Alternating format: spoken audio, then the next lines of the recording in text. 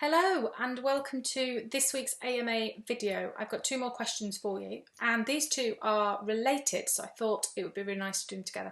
The first one was around how do I make my presentations look professional?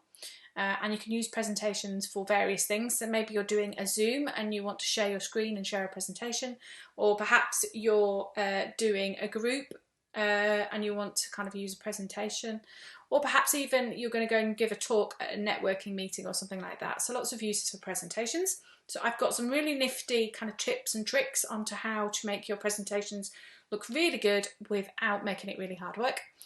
And the other one was how do you create an ebook? And actually I use PowerPoint to do that as well. So I thought it would be really good, seeing as those use the same things, to include them in the same AMA.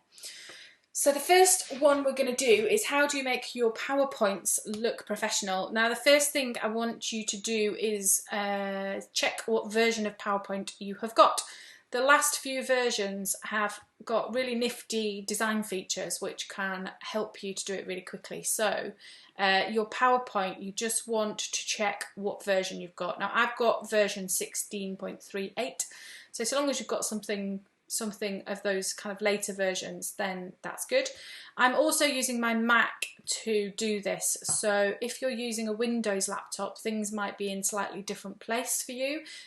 You can absolutely still have the same features and do the same thing. It might be that you find them in a slightly different place than I show you in the video. So when you start PowerPoint, let me just move my head and then I can start PowerPoint. When you start PowerPoint, you have themes. You have some themes that you can choose from. Now these are really simple.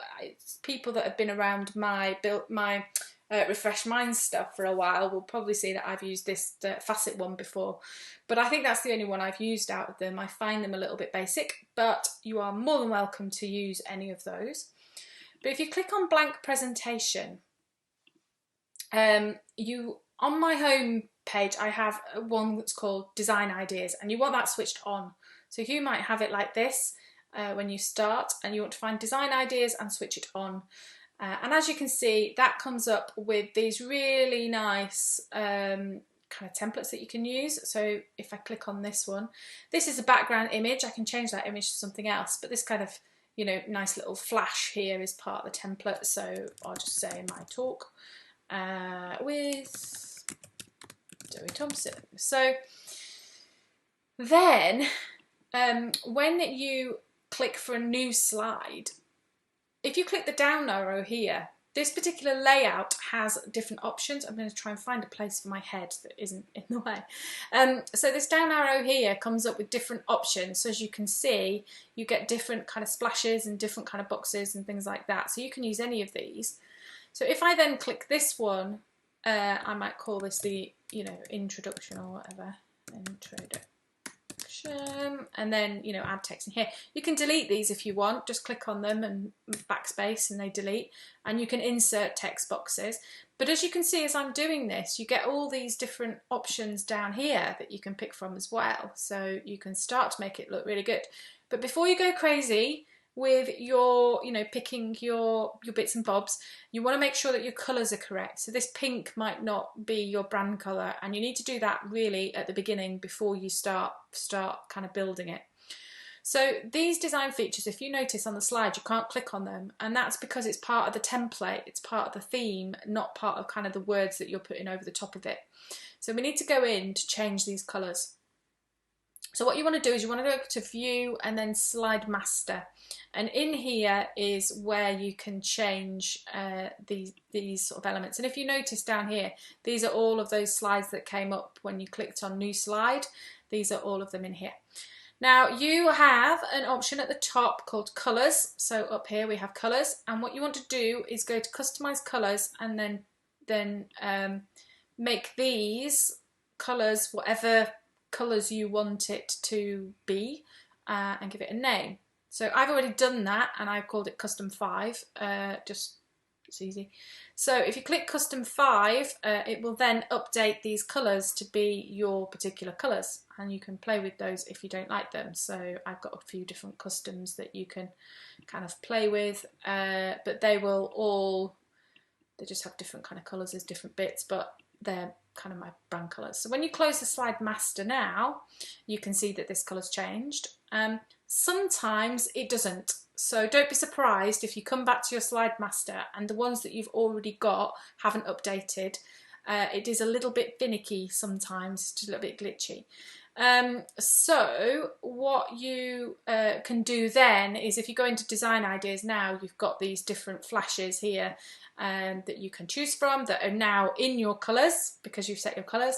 And equally, if I go in for a new slide and insert one of them, they will now be my colours. So you might need to just kind of play around with changing your slides if, for whatever reason, it hasn't automatically updated those colours for you. So now I can click, quite like this one, I can call that an introduction, and as you can see, every time I do it, some different ones come up at the side here, so you can kind of play around with it a little bit if you want different colours. So quite like this, quite like that colour. So then now I've got this more of my darker colour than my lighter colour, rather than this. So now I can move this. If I click on it and drag this slide, it will move in order. So I've got this kind of nice introduction, and then here I can call this, I don't know, motivation versus willpower, and I can have power, and then I can have this one as willpower, and I can copy and paste. That's just a shortcut, copy and paste, and then, you know, have this one as motivation.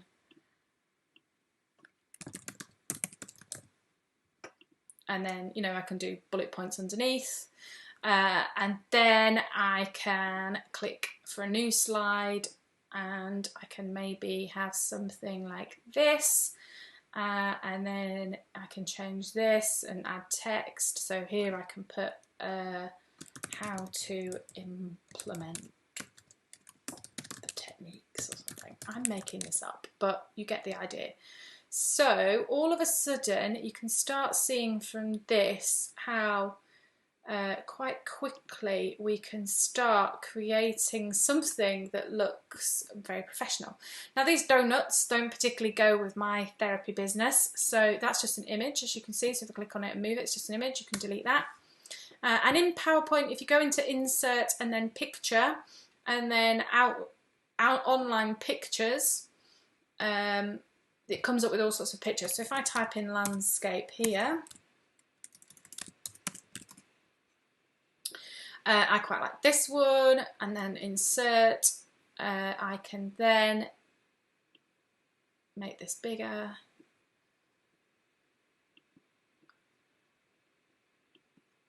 Oops, in fact, it's already done it, it's there.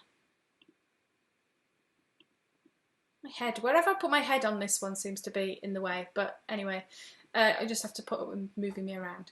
So all of a sudden you can see down here now, if I added that same picture to this one, for example, so just shortcut, copy, paste, but you can see now that it covers the thing at the back that I've already done. So then what I want to do is go to arrange, and then send to the back, bring forward, forward again, there. So that just reorders that picture so that then you get it so that it comes, you know, above or wherever you want it to be. So I now have this. I'm just moving stuff around just to, you know, make it in the center. So now, as you can see, I've now sort of got a PowerPoint presentation that's starting to look really professional without me trying, without me really doing a lot. So I hope that that is helpful. And again, just use these design ideas. We've got different pieces that we can implement. So we could have something that's kind of this dark flash, and you can have all of these different slides and all of these different ideas, but they all fit the same theme. So that's the first one. That's the tips and tricks how to make a PowerPoint presentation look professional really, really easily. The second one is about an ebook. Now I use PowerPoint for ebooks just the same, because effectively what you would do is you would treat each one of these slides like a page to design your pages, and you can use some of these design features exactly the same way.